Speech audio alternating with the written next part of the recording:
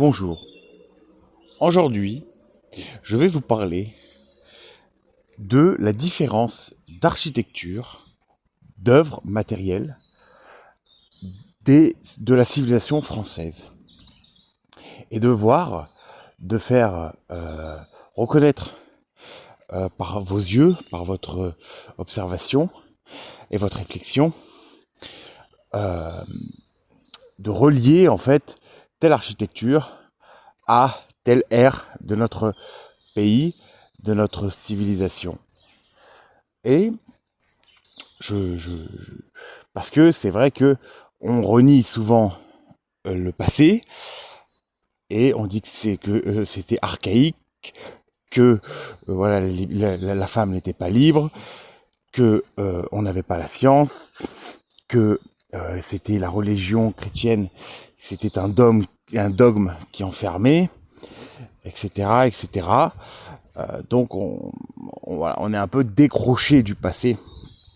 Et pourtant, moi j'ai envie de vous dire, la vérité, elle est devant nous, mais elle est tellement immense, elle est tellement grande qu'en fait, on ne la voit même pas. Et on s'en aperçoit même plus tellement en fait c'est en face de nous et que on est habitué, mais on n'a jamais réfléchi. Et le but de cet audio, c'est de vous faire réfléchir à votre tour, d'observer sur l'environnement en fait qui vous entoure. Donc vraiment, moi j'aimerais vous faire prendre conscience à ceux qui n'ont peut-être pas encore pris conscience, ou en tout cas à rappeler à ceux qui l'ont déjà remarqué vraiment, mais en majorité, d'accord, aujourd'hui, en 2026, nous vivons dans une civilisation, dans un pays à peu près formé, c'est-à-dire avec tous les équipements. D'accord, nous on est une génération, plus on avance dans les générations, mais surtout là les nouvelles générations, de plus en plus en fait plus on est jeune, plus ce que je vais vous dire vous concerne, c'est qu'en fait là on arrive au bout, c'est-à-dire que on a tout, d'accord, on a tout matériellement, mais il faut savoir que les villes, les villages, les ponts, les chemins, on va dire la majorité des mais quand je vous parle des villes, c'est vraiment le cœur de village, c'est vraiment le cœur des villes, c'est vraiment là où c'est le plus beau, d'accord, là où vraiment on voit du charme. Donc en fait de voir que les anciens, quand ils étaient encore chrétiens, en fait, c'est là où ils ont bâti les plus beaux bâtiments, les plus beaux villages, les plus belles maisons. Tout était beaucoup plus beau à l'époque, en fait. Certes, ils n'avaient pas, donc ouais, c'était plus dur. Les matériaux étaient plus nobles. C'est-à-dire que au lieu d'avoir des parpaings tout carrés, industriels, ils avaient des cailloux, donc c'était beaucoup plus long, mais beaucoup plus beau, beaucoup plus noble dans la technique de construction, et beaucoup plus en harmonie avec la nature, et en harmonie, et écologiquement, c'était beaucoup plus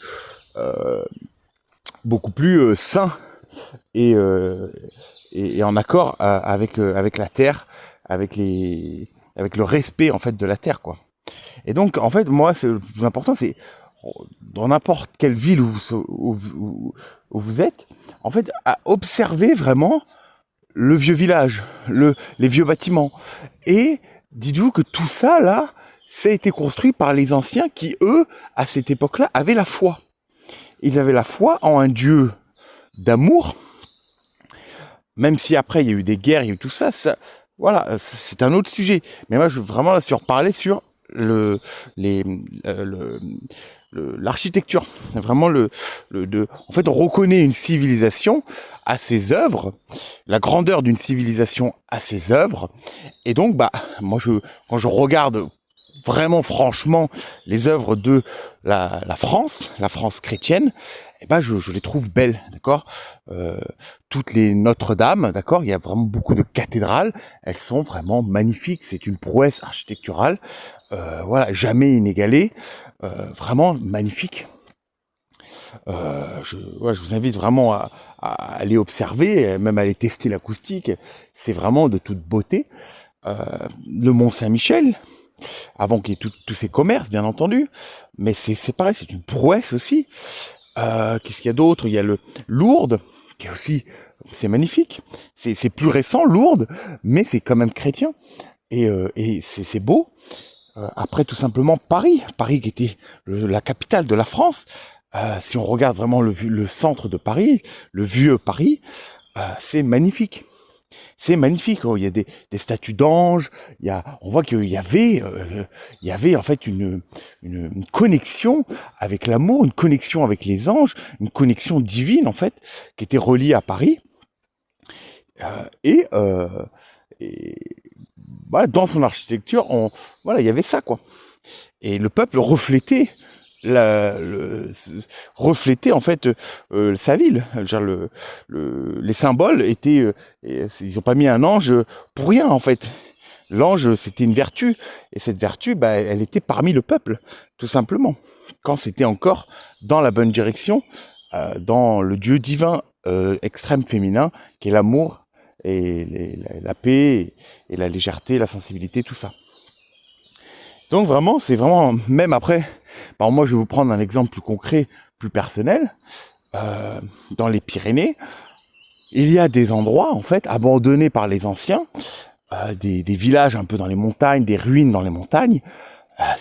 Voilà, les anciens, ils cherchaient pas à avoir un cadastre ou demander l'autorisation au maire, de savoir si un permis de construire, de faire identiques les maisons les unes à côté des autres pour pas un cahier des charges, etc. Ils faisaient des maisons, des petites maisons déjà, c'était pas immense, hein, c'était des petites maisons, donc ils étaient plus à l'extérieur qu'à l'intérieur, d'accord, ils vivaient plus à l'extérieur qu'à l'intérieur, c'était un abri pour la pluie, pour l'hiver, pour tout ça. Et en fait, on les voit et c'est magnifique, c'est des petites maisons qui sont au bord d'un petit ruisseau, qui sont au bord d'une rivière. Il y a même des vieux moulins en pierre. Il y a plus ou moins une ferme en pierre, une magnifique ferme à l'ancienne, posée sur son rocher, tel, euh, tel, euh, tel, voilà, telle une pyramide en fait. C'est c'est d'une observation, d'accord? C'est de ce que j'ai vu. C'est vraiment, il y a vraiment les anciens, ils faisaient dans la beauté en fait. Ils cherchaient, il y avait un sens de l'esthétique, de la beauté dans ce qu'ils voulaient transmettre. Regardez les châteaux de la Loire, Chambord et les autres, d'accord? Il y a une esthétique, il y a de la beauté, il y a vraiment un message derrière.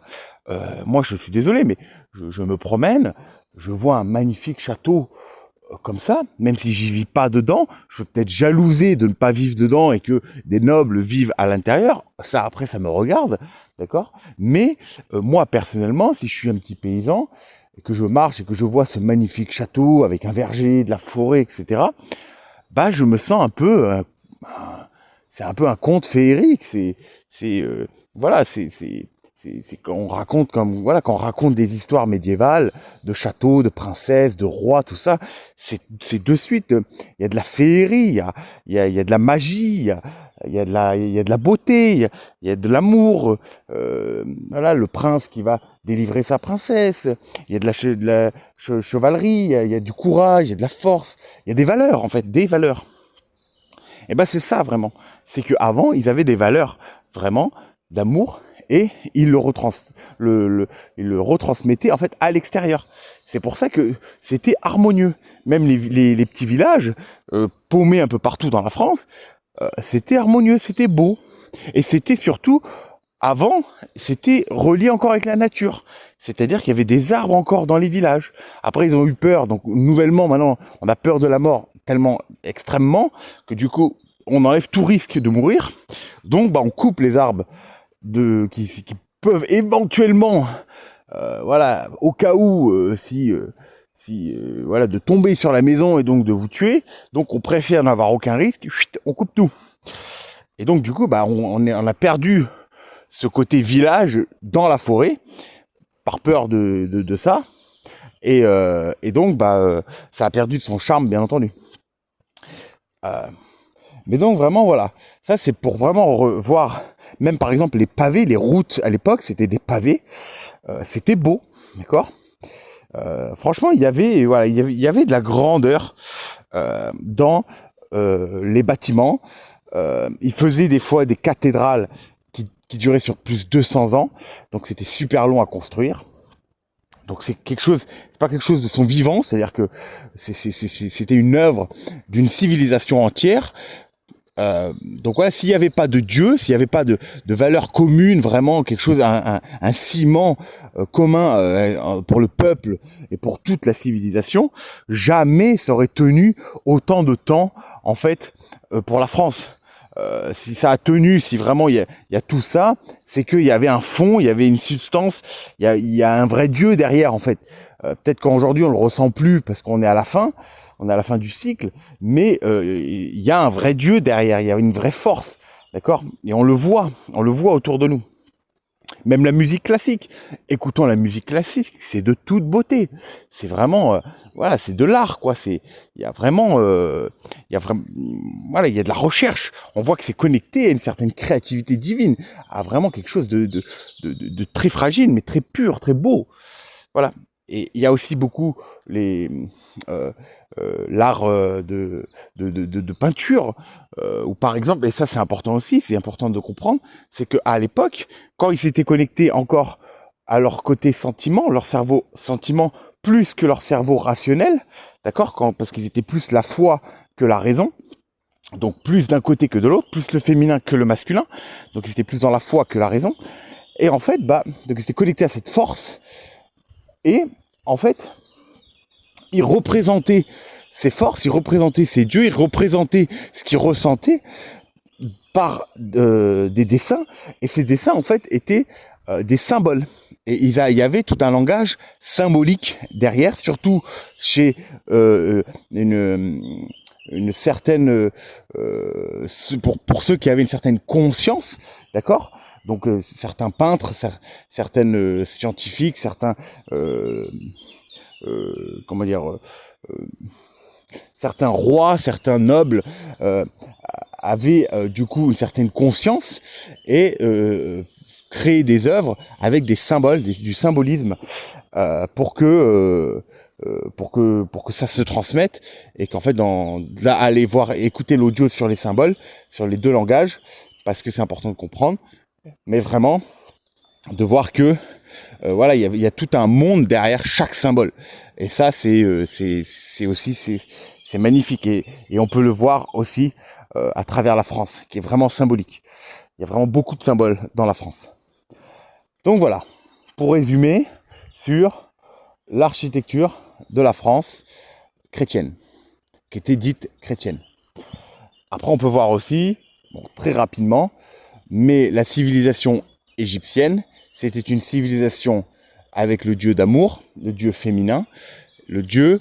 Donc c'était en fait la chrétienté, c'est le fruit de l'Égypte. C'est-à-dire que vu qu'on était à la fin de cycle, pour mourir, pour renaître, et en gros, l'Égypte, c'était la dernière incarnation, la dernière puissance de l'énergie féminine, parce que l'énergie féminine c'est une chute jusqu'à se faire petit à petit bouffer par le masculin, mais c'est l'énergie créatrice, l'énergie féminine. Et donc l'Égypte était la dernière grande civilisation polythéiste à être à rayonner, en fait, à s'appuyer sur l'énergie féminine. Après est venu du coup le côté graine, monothéiste, revenir à l'essentiel, revenir au centre, le rouge, le feu, le bleu, l'eau, donc le yin et le yang, revenir à l'état essentiel, revenir à la graine intérieure pour repartir et renaître sur un nouveau cycle, donc un nouveau monde. Donc voilà, c'est pour ça, juste vous regarder les pyramides. Ça aussi, je ferai un audio sur ça parce que il y a tellement à dire sur les bâtiments anciens, voilà, que c'est tout à fait magnifique. Mais vraiment, voilà, on voit bien qu'il y a de la grandeur, quoi. Il y a vraiment de la grandeur. Bref, pour revenir, du coup, à la République, la démocratie. Donc depuis 1800, qu'est-ce qu'on a fait? Donc réellement, vous et moi, on peut réfléchir ensemble. Qu'est-ce qu'on a construit vraiment de beau? Voilà, quel bâtiment, quelle œuvre on a fait? Et bah, si on regarde, du coup, c'est vrai que bon, il y a des, on va dire, même si on avait décapité la tête du roi, il y avait quand même encore un fond chrétien. C'est-à-dire que c'était le basculement. On est passé de la foi à la raison, mais on change pas d'un état à un autre en claquant des doigts. D'accord? C'est tout un processus qui prend du temps. Donc c'est-à-dire que même si on avait changé les élites, ceux qui gouvernent et ceux qui dirigeaient, qui inspiraient toute la pyramide et le peuple français, eh ben ça a pris du temps. Donc c'est-à-dire que donc on peut constater, on peut voir, comprendre que du coup cette inspiration, cette beauté qui était chez le peuple, des bâtiments, etc., elle s'est dégradée au fur et à mesure du temps en fait. Et de moins en moins de symbolisme, de moins en moins de beauté dans les bâtiments. Donc on peut voir au fur et à mesure que il y avait de moins en moins déjà de grands projets. Qu'est-ce qui s'est fait? Donc il y a eu le chemin de fer, le fer du coup. Il y a eu les usines, donc des grands bâtiments tout rectangulaires qui fait de la fumée et qui commencent à polluer. Il y a eu des ponts beaucoup plus gros, en acier, etc. Du coup, beaucoup moins nobles, mais des beaucoup plus grands ponts. On a commencé à faire des grandes tours dans le ciel, d'accord, des tours d'acier qui montent vers le ciel. Donc c'est un peu l'orgueil, c'est la tour de Babylone, d'accord, c'est-à-dire voilà de vouloir dépasser Dieu, donc c'est l'orgueil masculin de vouloir grimper jusqu'au ciel. Donc la tour toujours plus haut. C'est pour ça qu'à Paris on restait bas en fait, on restait bas, c'est l'humilité, c'est-à-dire qu'on fallait que les bâtiments soient plus petits que les bâtiments spirituels. Parce que d'un point de vue énergétique, il fallait que l'énergie arrive dans les bâtiments spirituels en premier pour se diffuser dans toute la ville. C'est pour ça que Paris, c'était, à l'époque, ça restait des petits bâtiments. Et que Notre-Dame, tout ça, c'était plus grand. Mais arrivé, par exemple, la Tour Eiffel. Il y a eu la Tour Eiffel. La Tour Eiffel, c'est une pyramide, du coup, de fer. Et du coup, ça a commencé, du coup, c'est des symboles de l'autre Dieu, d'accord. Du coup, la Tour Eiffel, c'était une pyramide franc-maçonne pour montrer la puissance, en fait, de la nouvelle élite de la France et montrer qu'ils étaient là, en fait, que c'était l'âge de fer. Tout simplement, c'est un symbole, l'âge de fer dans la France. Même si c'est un très beau bâtiment, d'accord, on est fier de la Tour Eiffel, mais c'est quand même un bâtiment franc-maçon, on va dire. Voilà, normalement, ça aurait pas dû rester. C'était normalement un bâtiment provisoire, mais ils l'ont gardé. Ils en ont fait une grande antenne d'ailleurs. Donc, mais bon, ça c'est un autre sujet. Donc il y a ça. Il y a des autoroutes qui ont été faites. Il y a donc du coup des nouvelles maisons, des nouveaux quartiers résidentiels à pagaille. Donc on a détruit les champs, on a détruit tous les petits chemins, toutes les forêts, etc. Donc on a tout détruit, ce qui était harmonieux, les petits villages qui étaient en harmonie avec la nature. On a tout rasé pour faire des zones pavillonnaires à foison, avec des maisons uniques qui ont plus aucun charme, qui se ressemblent les unes avec les autres et qui en plus coûtent super cher. Donc du coup, voilà ce qu'on a fait. Qu'est-ce qu'on a fait aussi? On a créé les nouveaux temples, parce que plus on a avancé, surtout là, c'est on va dire ces 50 dernières années, vu que on va dire la foi a reculé chez le peuple français, et en même temps, comme un tout, c'est-à-dire qu'on est passé de la foi d'un Dieu supérieur, d'une vie immortelle, donc de se soucier des valeurs et de notre vie terrestre et des choix qu'on fait en conscience pour que ça reste dans la vertu, parce que on sait qu'on avait une vie extérieure, donc il fallait se sacrifier un peu la vie terrestre, porter sa croix pour avoir une vie extérieure, une vie divine une fois après notre mort, être en paix une fois qu'on serait mort. Alors que tout ça a disparu, maintenant on veut profiter de l'instant présent au maximum. Et donc en fait, les nouveaux temples, c'est les centres commerciaux. Donc maintenant, c'est devenu le capitalisme, donc l'achat, et c'est devenu vraiment le premier centre, le premier intérêt chez les gens, le shopping. Et du coup, c'est vraiment les nouveaux, les nouveaux bâtiments religieux bâtis par la République, la démocratie, ce sont les centres commerciaux. Parce qu'avant, il n'y avait pas besoin, c'était des petites boutiques, c'était beaucoup plus manuel, c'était beaucoup plus sain, d'accord? On en avait moins, mais c'était beaucoup plus sain. Moins basé sur l'apparence, on n'avait pas besoin d'être sur l'apparence. Maintenant, on a des milliards d'affaires, tout est basé sur l'apparence.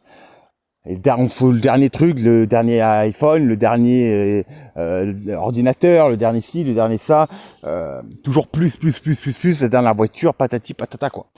Et donc en fait, on s'est détaché du sacré pour aller sur le matériel, le futile en fait, l'apparence. Voilà, regarde, moi j'ai réussi ma vie, j'ai une belle voiture, j'ai une belle maison, mais au final, il y a rien, il n'y a pas de valeur, il n'y a pas de grandeur, il n'y a pas d'œuvre, il n'y a rien au fond. Rien d'intérêt général qui amène vers le beau.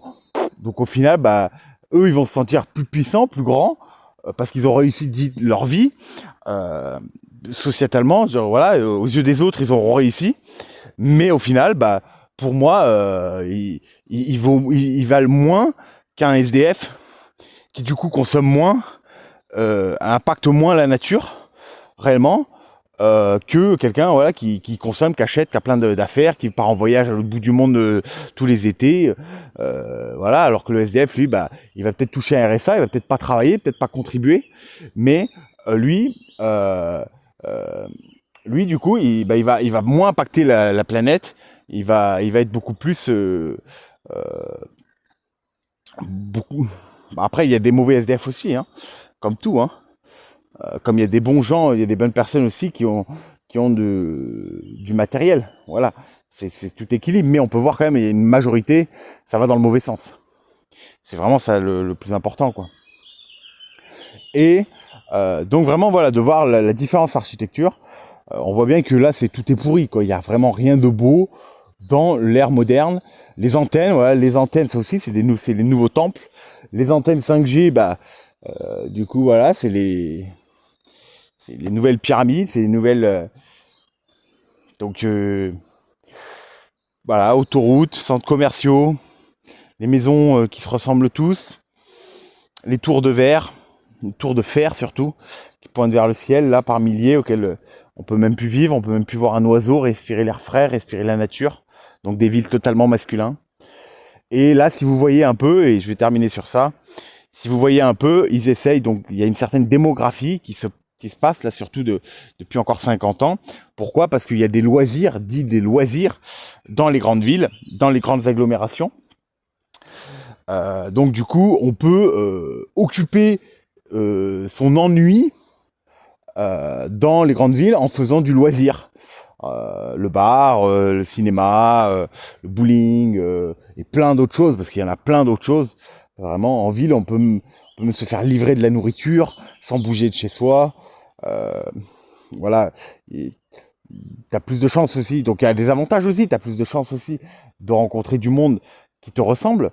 Donc, ça, c'est un bon avantage, mais ça peut t'enfermer aussi dans un petit monde. Au lieu de t'ouvrir aux autres qui sont différents de toi, comme dans un village, là, tu restes avec ta communauté. Donc, c'est du bon et du mauvais.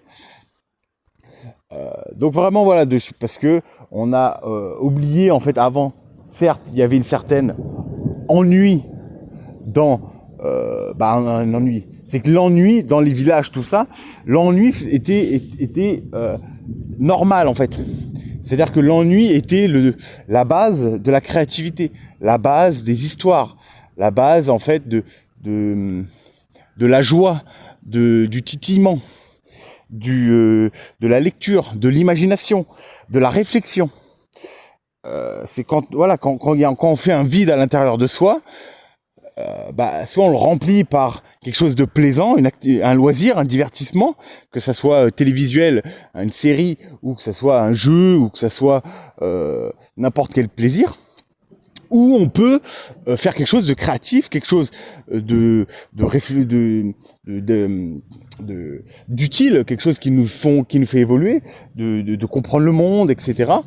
Et ou de partager des histoires, ou de faire des jeux de cartes, ou des choses beaucoup plus simples ensemble.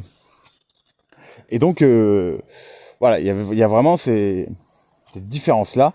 Et donc c'est vrai qu'en campagne, on peut s'ennuyer un peu plus, mais aussi le problème, c'est qu'aujourd'hui, c'est comme pour tout, dès qu'on est dans les bonnes valeurs, dans l'amour, qu'on défend le divin d'eau, d'accord, de femme, féminin, on se retrouve minoritaire.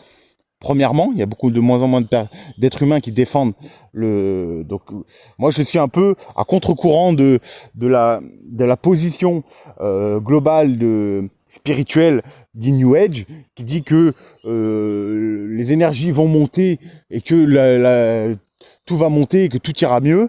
Moi je vois l'effet inverse. Moi je vois qu'on va vers une mort, vers une dégradation, parce que la majorité, et c'est malheureusement la majorité qui amène tout le monde, on est dans le même bateau, donc c'est eux qui nous emmènent, et que du coup on va vers la mort, on va vers des choses beaucoup plus dures, beaucoup plus denses, et ceux qui auront les valeurs féminines vont devoir porter leur croix jusqu'à la fin, et du coup j'espère se rassembler, j'espère que les chrétiens sauront faire les bons choix à ce moment-là. Quand je dis chrétiens, c'est vraiment ceux qui défendent le Dieu d'amour, donc chrétiens ou égyptiens ou n'importe quelle religion. Ça c'est qu'une apparence, d'accord, c'est qu'un mot. Le fond c'est défendre l'amour, défendre les valeurs de l'amour, la cohésion, etc., la sensibilité, etc. Donc vraiment voilà, de voir cette différence là, et de comprendre que la majorité des gens maintenant, il y a une démographie qui fait que tout le monde va en ville, il y a de moins en moins de monde dans les campagnes, donc il y a de moins en moins de vie dans les campagnes, donc ça devient de moins en moins bien dans les campagnes, on s'ennuie de plus en plus dans les campagnes, mais c'est amené à s'inverser en fait, et ceux qui reviennent dans les campagnes, ce sont ceux qui retrouvent de la conscience et qui veulent une vie autonome, une vie plus saine, en accord avec la nature, en accord avec leurs valeurs. Et donc c'est plus dur, mais ça reste les pionniers, et c'est les pionniers qui créent le nouveau monde, qui inspirent les autres. Donc c'est tous ceux qui ont fait ce choix là, de faire des collectifs, de faire de s'installer dans les montagnes, de s'installer dans des maisons autonomes, faire un jardin, faire ci, faire ça, essayer de retrouver une souveraineté alimentaire, de retrouver une monnaie d'échange, une monnaie hors l'euro, plus voilà, il y a plein de projets qui est très intéressant, qui est né en fait de cette recherche de souveraineté, de valeurs justes, qui du coup sont à développer. Et il y a certains endroits du coup de la France où on peut trouver justement où des êtres qui nous ressemblent, qui ont fait ce choix intérieur de retrouver une souveraineté, une vie spirituelle qui leur correspond avec leurs valeurs, et en ayant contact avec le beau, la nature du coup, et du coup ont déménagé dans tel ou tel endroit de la France. Par exemple, moi je connais deux endroits qui sont vraiment intéressants. C'est l'Ariège, qui était un ancien endroit de hippies, et puis du coup il y a beaucoup de personnes qui ont fui les villes pour s'installer en Ariège. Donc des gens qui avaient déjà de la conscience, qui sentaient que c'était pas bon en ville pour construire en Ariège.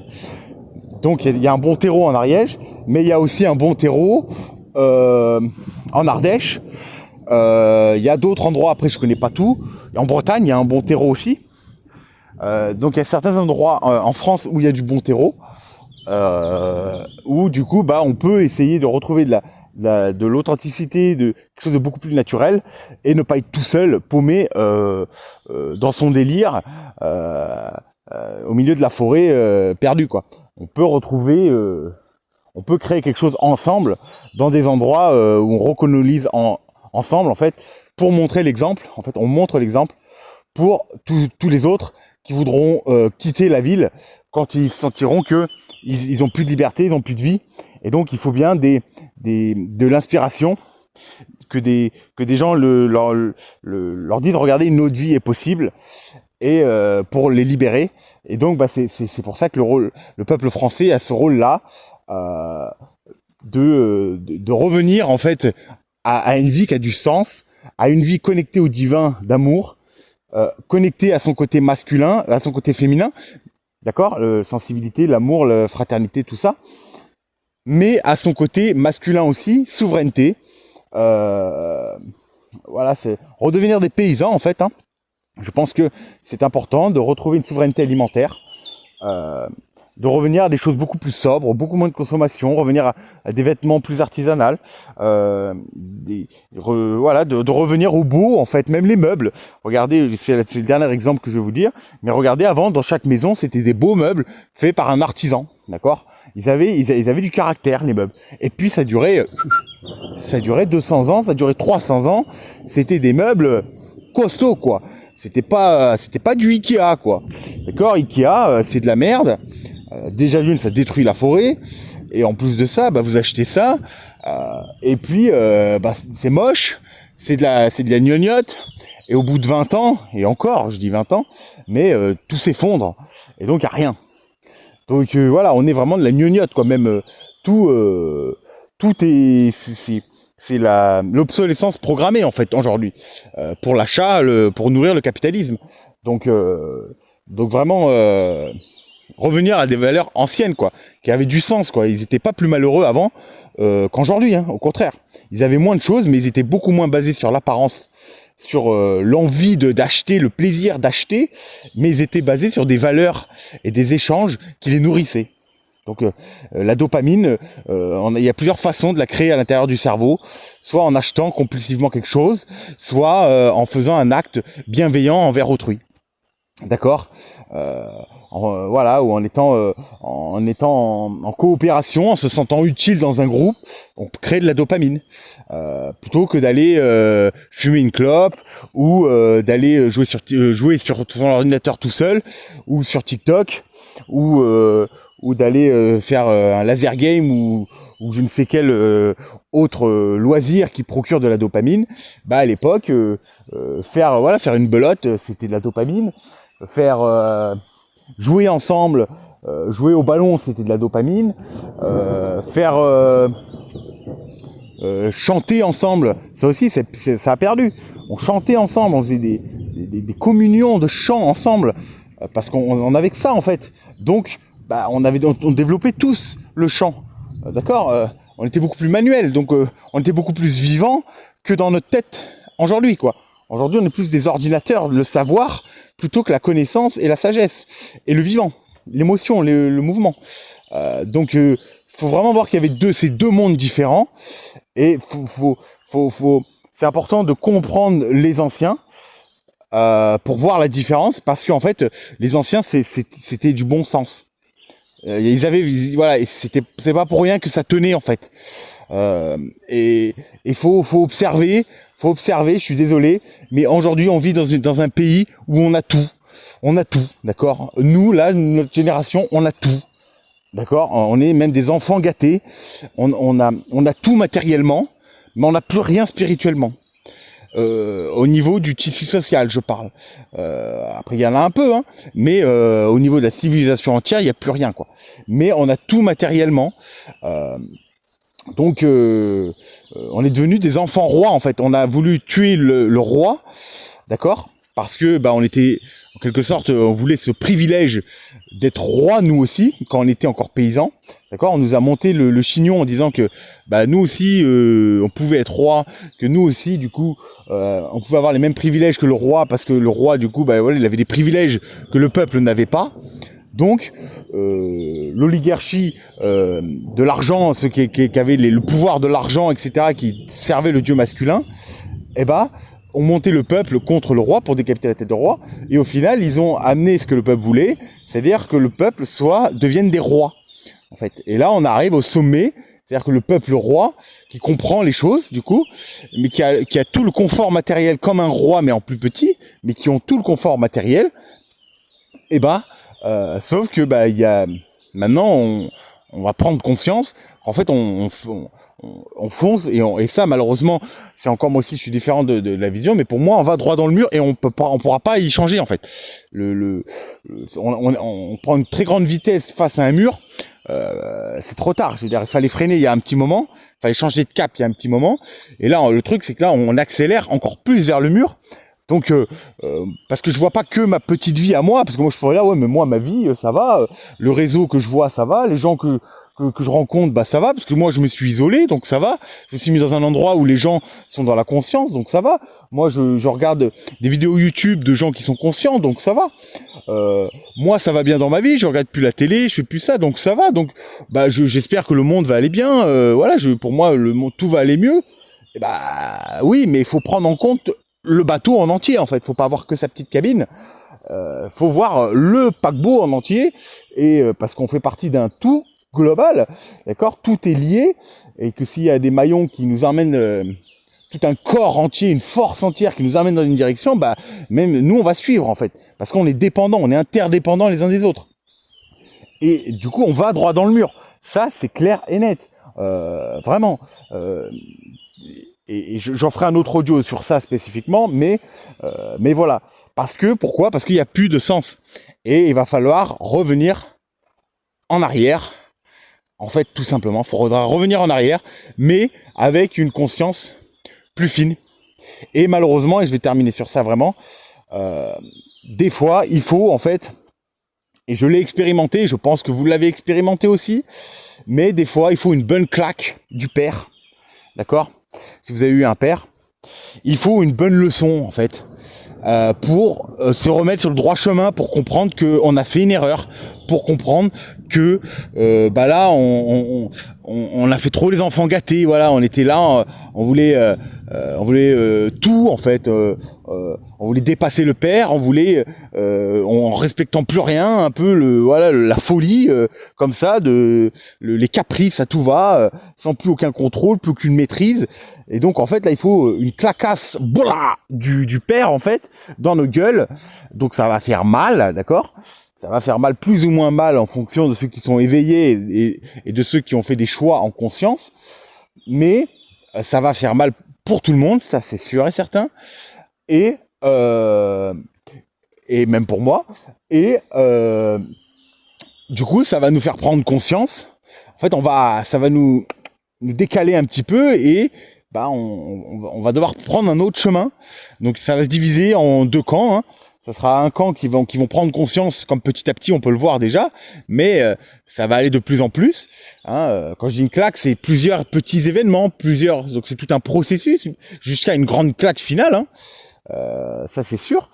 Mais en fait, ça fait comme ça fait un tri petit à petit, et il y a des gens qui s'éveillent de plus en plus, qui vont dans les campagnes, qui recréent, etc., qui recréent une souveraineté, qui repartent sur des bonnes valeurs, etc. Mais il y a quand même aussi beaucoup de gens qui vont dans les villes, donc c'est un équilibre, c'est pour le moment chacun fait ses choix, mais le plus gros reste à venir.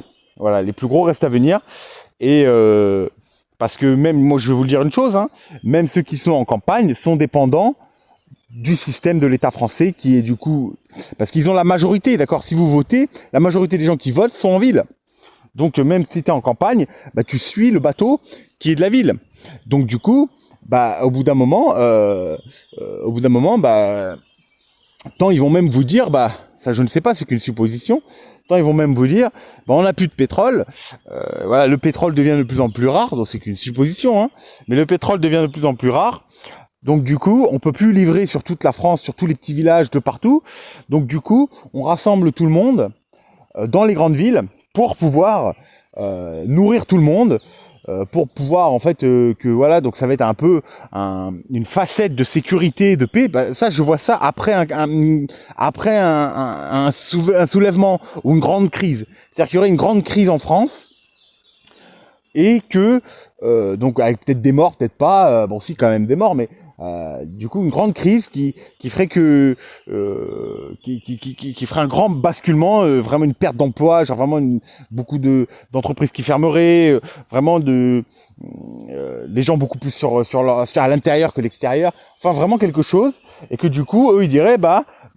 nous voilà, on peut plus, il y a plus de pétrole, des choses comme ça, nous on vous propose du coup de venir en ville pour vous nourrir, pour avoir un sentiment de sécurité, parce qu'il y aura la police dans les villes, mais plus dans les campagnes. Et donc, bah, tout le monde ira en ville, parce que c'est un peu ce qu'ils veulent. Hein. Donc, une grande partie des gens n'auront plus, en fait, vu qu'ils sont dépendants de ce système, de magasins, de supermarchés, d'hôpital, tout ça.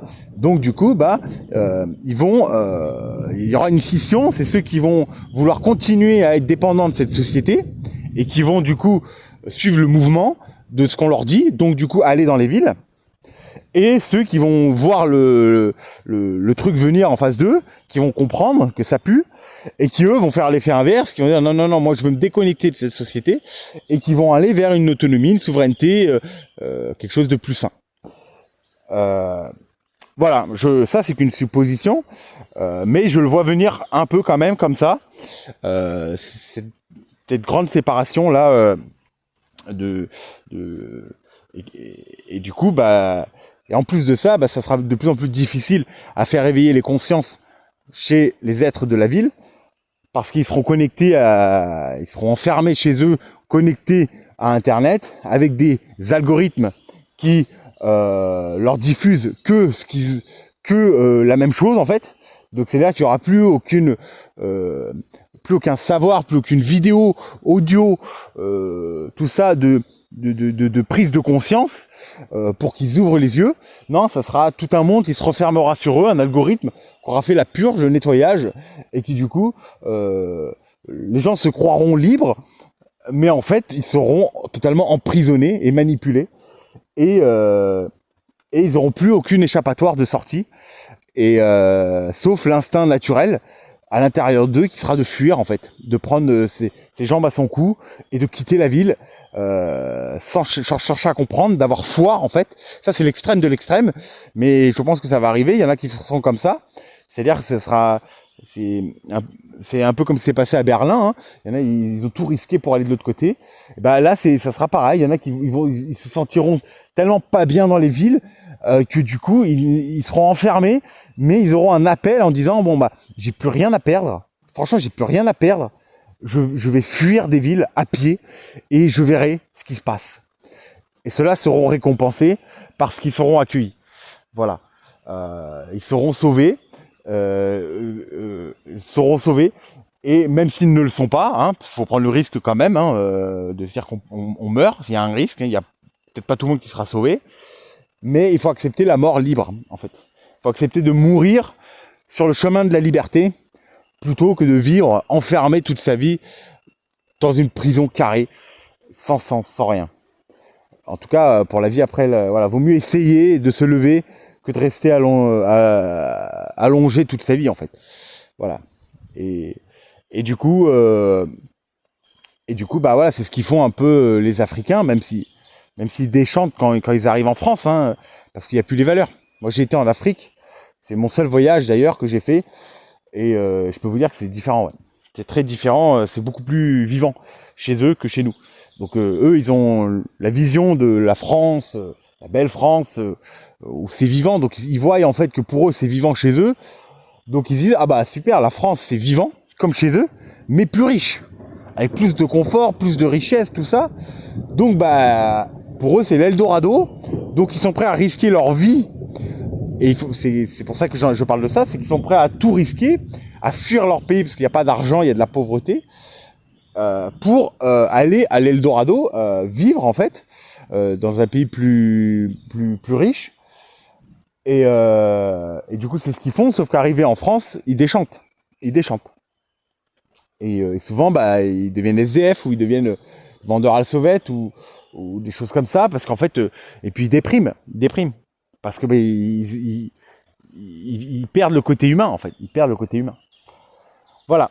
Voilà à peu près le résumé. Mais vraiment, prenez conscience des bâtiments, prenez conscience des valeurs anciennes et parlez à vos grands-parents, vos arrière-grands-parents, sur ce qu'ils ont vécu, comment c'était la vie à l'époque. Et vous comprendrez vraiment que bah, s'il y a encore cette génération-là, d'accord, si vous n'ont pas coupé cette génération. Mais c'est important de se connecter aux générations au-dessus, qui vous diront en fait qu'on est en train de chuter et que c'était mieux avant. Et ça, tout c'est catégorique. Chaque génération demande à sa génération au-dessus et on peut dire que c'était mieux avant. On a plus de confort, c'est vrai, mais au niveau de la vie, de la liberté individuelle, de la vie en collectivité, des valeurs, de la souveraineté, de tout ça, et ben à chaque génération, on peut dire que c'était mieux avant. Donc si on remonte 300, 400 ans plus avant, et ben on avait un bel équilibre, avec une belle pyramide, avec des belles valeurs, et voilà. Donc, mais en fait, on avait besoin d'être gouverné par une élite. D'accord ? Pendant un temps, on avait besoin d'être gouverné par le haut de la pyramide d'une triangle, parce que c'était le processus naturel de l'évolution de l'homme. Mais là, là maintenant, en fait, la nouveauté, c'est que là, c'est un nouveau monde qui se crée. D'accord ?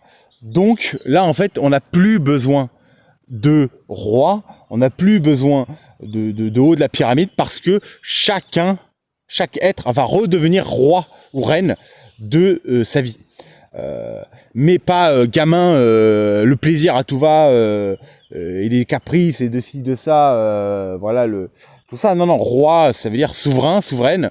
Donc agir en conscience de sa vie, mais reprendre la possession et la maîtrise de sa vie, de ses sentiments, de ses émotions, voilà, de son autonomie, de tout ça. Et en fait, voilà, ça sera une vie beaucoup plus locale, beaucoup plus... donc ça va renaître. Des cendres vont renaître le nouveau monde. Et on voit bien que la transition est en train de se faire. Sur ça, je suis d'accord. Mais il faut passer par un état de chaos général pour revenir, pour que de la cendre, pour que de la pourriture du fruit, de la chair du fruit naisse le noyau, la graine du nouveau monde. Voilà, je vous remercie, bonne journée.